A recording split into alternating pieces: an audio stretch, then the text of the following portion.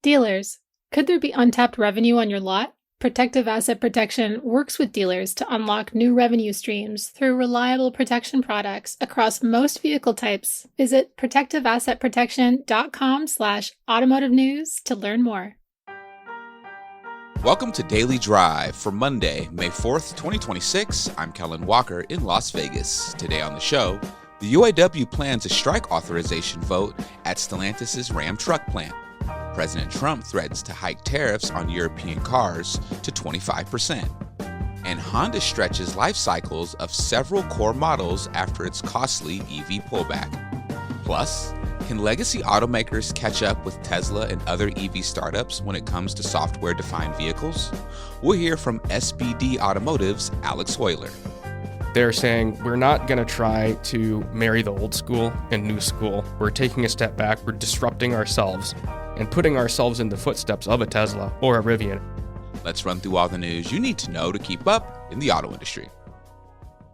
The UAW is planning a strike authorization vote this week at Stellantis' Ram truck plant near Detroit. That's according to Bloomberg News. UAW Local 1700 President Mike Spencer says the union has been pushing the automaker for more than a year over concerns that Stellantis is hiring outside contractors to do work inside the Sterling Heights, Michigan plant. That's rather than letting 600 skilled tradespeople bid on it, as their contract requires.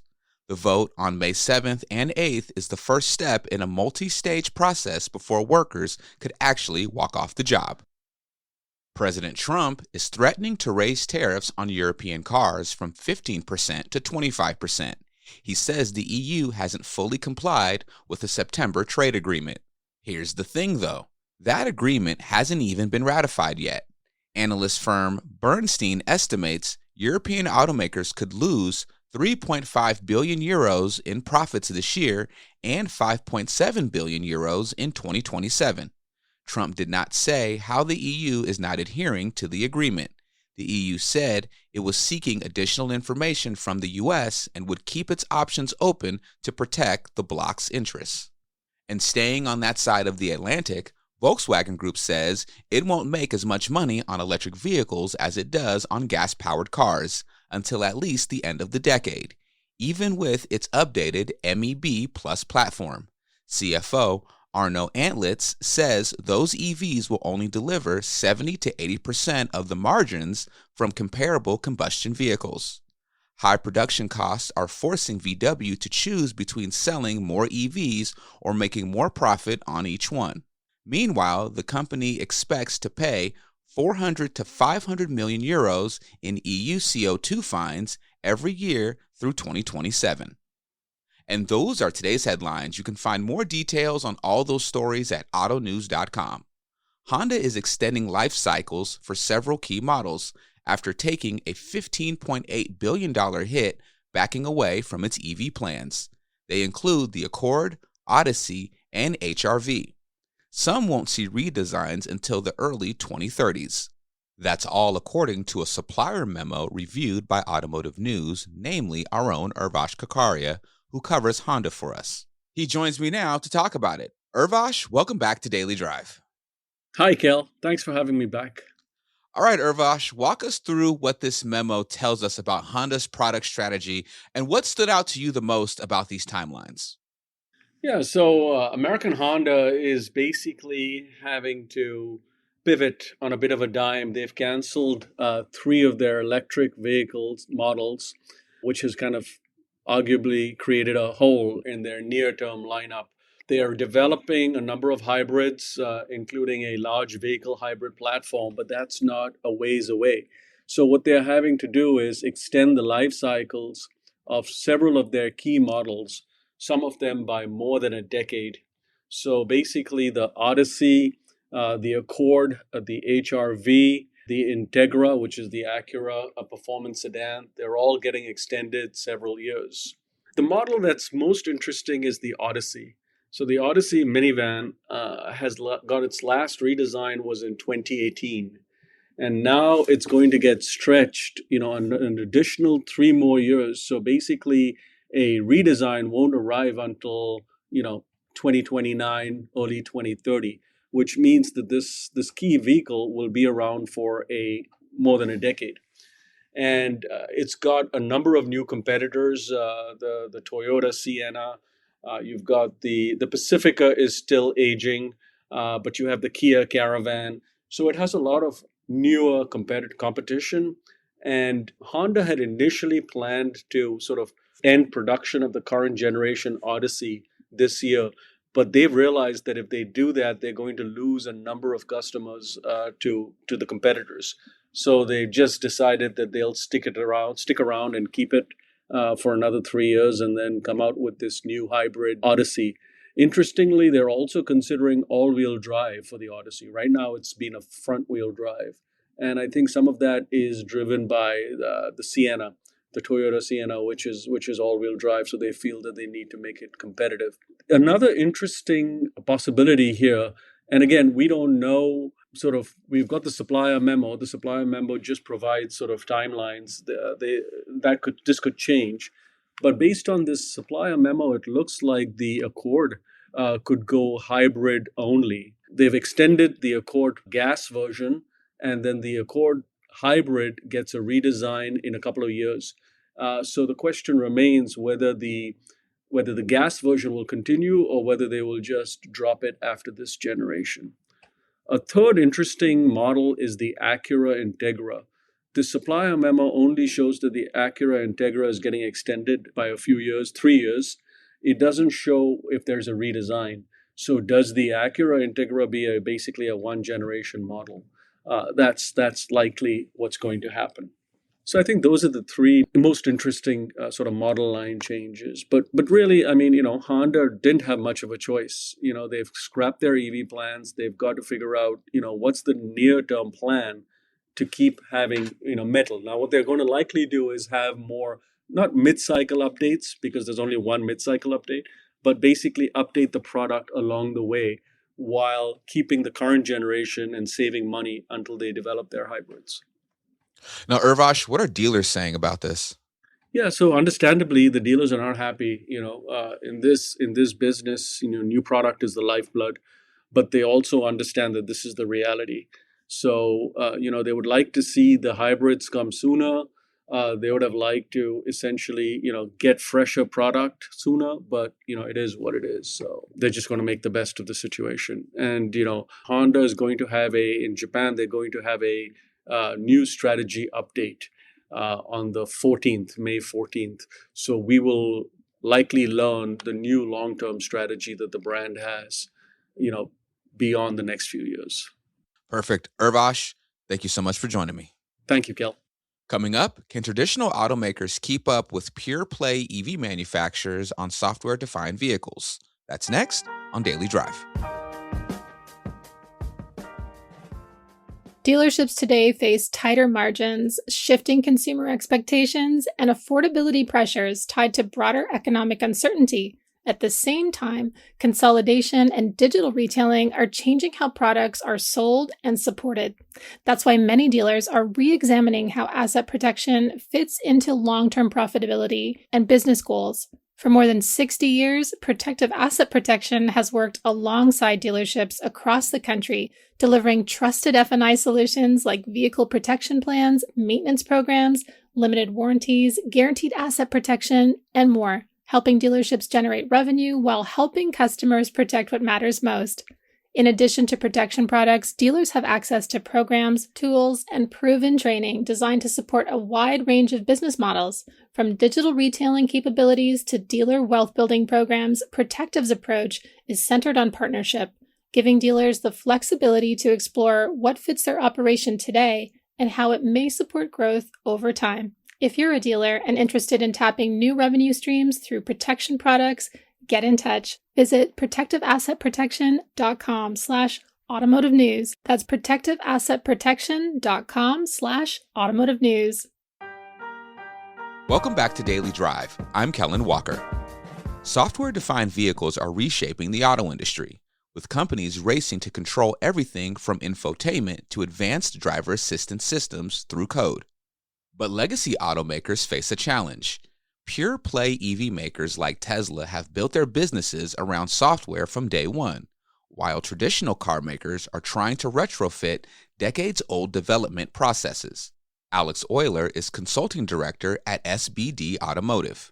He joined our own Molly Boygon on the latest episode of the Automotive News Shift podcast to discuss whether traditional automakers can actually catch up in this space and what it will take to compete. Here's a piece of that conversation. Alex Euler, consulting director of SBD Automotive, thanks so much for joining us on the Shift podcast. Pleasure to be here, Molly. Thank you for having me.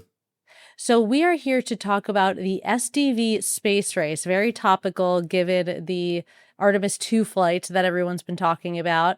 Let's begin by kind of level setting. There is an SDV maturity index that kind of resembles the SAE levels for autonomy. I know, you've been vocal on this. Other friends of automotive news like Moritz Neukirchner at Electrobit has been active in this. Tell us a little bit about the SDV maturity index and the levels there. Yeah, thanks, Molly. And this is something we actually developed around 5 years ago, really at the advent of the software-defined vehicle craze. And we tried to really keep it simple and look at it in 4 stages. One is like your old school pickup. It doesn't really do much, unconnected, not connected to the internet at all. The second generation is the vehicle with a connected infotainment system and connected services. So this is probably most of the cars built and sold in the last 5 to 8 years have some level of connectivity enabled between the infotainment and the vehicle and like a mobile app, for example. The third generation is really where we're seeing a lot of momentum from volume manufacturers. We call this the updatable vehicle. And that's where the car can be updated with software over the air, but the guts of the car, the internal architecture, is still sort of caught in this limbo between old school and new school. Molly, I know you've had a lot of folks come on here and talk about zonal architecture and all the different ways that ECUs are being consolidated in the car. It's really sort of the halfway step in that journey where some are consolidated, some are not. And then the fourth generation is what we've called the true software-defined vehicle. And not only is that compute architecture almost fully consolidated in the vehicle, but actually the way in which the computing workloads, and this is very relevant in the age of AI, where those computing workloads are done, can be both done on the car and in the cloud because there's such an integrated level of connectivity between offboard and onboard systems. And I thought that there was sort of another quality required for that final level of SDV maturity, which would be this open developer ecosystem where the vehicle is able to kind of pull different applications from different professional developers, beyond just the automaker's development team. Do you agree with that or not so much? Well, that's one of the pathways to it, right? Or that's one of the ways you can enable it. And, I know Prashant and the SD-Verse team are a really big part of that story and something that a lot of, I would say, the volume manufacturers could leverage as part of their strategy to enable that future software-defined vehicle. But I don't think it's the only pathway. If you look at a lot of the disruptors and especially the EV pure play OEMs, they've taken a distinct stance of saying, we're going to vertically integrate our IP from the electronics all the way up to the last line of code. To the maximum extent possible, they want to vertically integrate their ownership of that IP stack. So I think there's multiple pathways, but what you're talking about is one of the important investment areas that enable this at scale for volume OEMs. Yeah, we'll talk a little bit more about that supply chain and about the kind of vertical integration that some of the automakers have taken on. But before we get to that, which players are leading in the SDV space race and why are they leading? Yeah, so these are the EV pure play OEMs, and it's as simple as that. Tesla, of course, they kicked this all off really by consolidating their infotainment and ADAS systems. Rivian continued that trend with their essentially 5 to 7 ECU architecture that was so valuable that Volkswagen said, we're willing to invest $6 billion into you to get access to this. Lucid is up there as well. Some of the Chinese manufacturers, especially the startups, are on that route as well. But the core of it is that the companies that are winning have a much smaller set of problems to solve from a product point of view. They might have 3 or 4 different vehicle lines, and they don't have to support all the way from your most premium vehicle all the way down to entry level. And that's why they're winning, because they had a smaller set of requirements. Yeah, that makes sense. I think this sort of relates to what you're talking about in terms of the level of complexity that some automakers have to deal with versus others. But Mhm. your contention is that program key performance indicators disincentivize SDV adoption. Why do you say that? Yeah, Molly, it's two factors. I mean, one is the risk management profile of the legacy volume manufacturers. They are incentivized to pull as much risk out of program delivery as possible. They need to get new product out on the market, and to meet that timeline, to capture that market share, to stay competitive, they need to make sure that they can get that out when they plan to get that out at the price point that they're promising to the market with the feature content that they're promising to the market.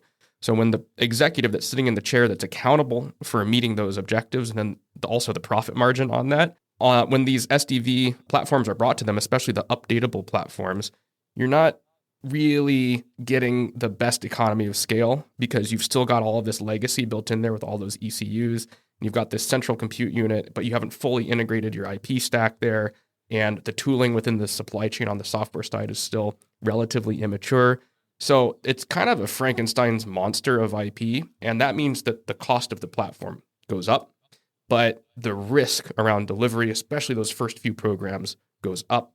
And it's just not an attractive decision for those programs. So in some ways, the most successful volume OEMs are kind of staying around that level 2 or only doing level 3 in a few targeted programs, but really moonshotting, to carry forward the space race analogy, to the level 4. When you say moonshotting, what do you mean?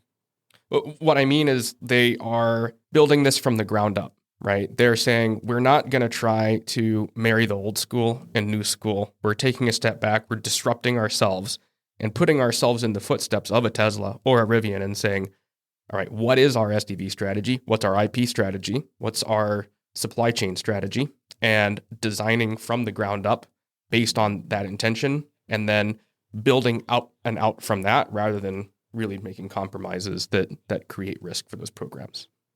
And my sense is that the premium brands are the ones that are able to do that because, as you said, they're the ones that have the sort of profit margin to kind of work with, perhaps like a little bit more appetite for that investment up front. What is the way through that for, mid-market automakers and, brands that are targeting a more average consumer? Yeah, the jury's still out on that one, Molly. There are a lot of pathways being explored.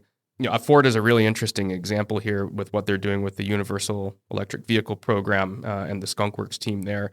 They're very much taking that greenfield approach where we're saying we're targeting a more affordable vehicle to start. We're building our platform capability around that. And then we hope that that is the best possible foundation for us to continue to extend and then move that platform up market across other programs.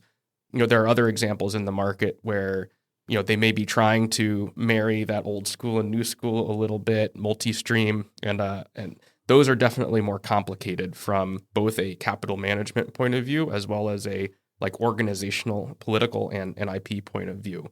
And I'm not saying that the Ford approach is the correct approach. It really depends on the risk tolerance and how decisions are made within the OEM and the incentives or the KPIs that those program leads manage toward. SBD Automotive's Alex Euler spoke with our own Molly Boygan. You can hear the full conversation on the latest episode of Shift, available now wherever you get your podcasts. That's Daily Drive for today. I'm Kellen Walker. Thanks to Automotive News executive producer Jake Neer, as well as our own Urvash Kakaria for his reporting for today's podcast. We also had reporting from Peter Siegel and Nick Gibbs of our sibling publication, Automotive News Europe.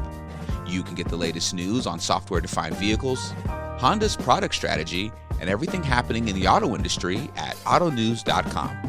We'd love to hear from you. Let us know what you think of the show and the topics we covered today. Send us an email at dailydrive@autonews.com or leave us a voicemail at 313-444-2774. And if you enjoy the podcast, remember to like, leave a review, and subscribe so you never miss an episode.